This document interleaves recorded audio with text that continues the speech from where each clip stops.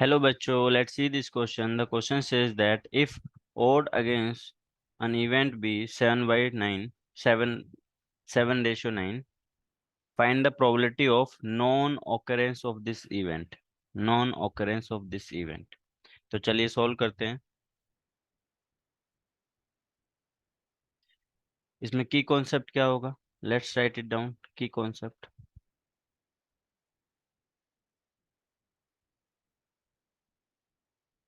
देखो बच्चों, अगर if odd against the happening of an event क्या है, ए रेशियो बी है, तो probability of not happening that event क्या होगा? उसका डायरेक्ट फॉर्मूला हमें पता है, वो होता है probability of A bar equals to A upon A plus B. तो ये हम लिख देंगे, if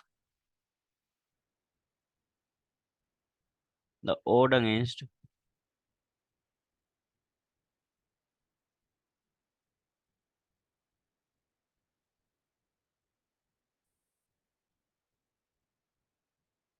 odds against the happening of an event,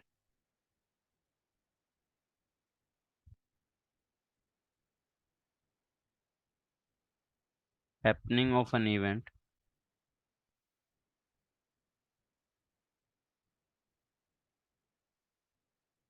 a r a r A ratio B, अगर ऐसा है तो probability of non occurrence of this event मतलब पी ए बार क्या होगा? देन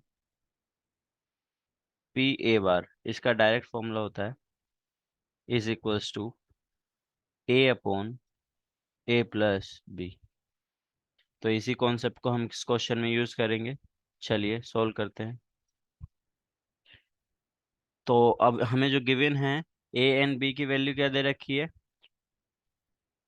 तो odds अगेंस्ट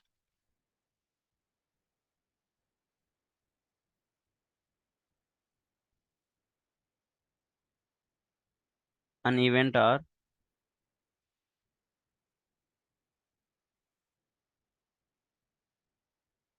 7:9। ठीक है।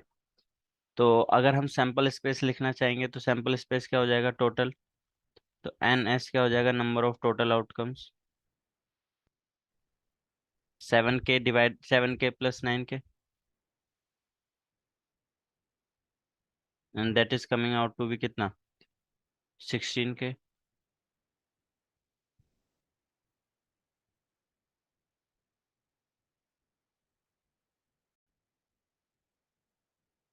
तो देखो बच्चों, यहाँ पर हमारा नंबर ऑफ फेवरेबल आउटकम क्या हो जाएगा? 7 के। अगर हमें प्रोबेबिलिटी निकालनी है पी ए बार, तो क्या क्या लिख देंगे हम? P A bar equals to A divided by, means N E divided by N S. A plus B बोल दो। ए कितना है यहाँ पर? 7 है। बी कितना है यहाँ पर? 9 है। तो ये हो जाएगा 7 के डिवाइडेड बाई 7 के प्लस 9 के।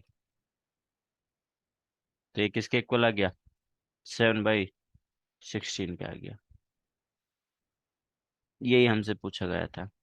I hope you understood it well. Best of luck. Thank you.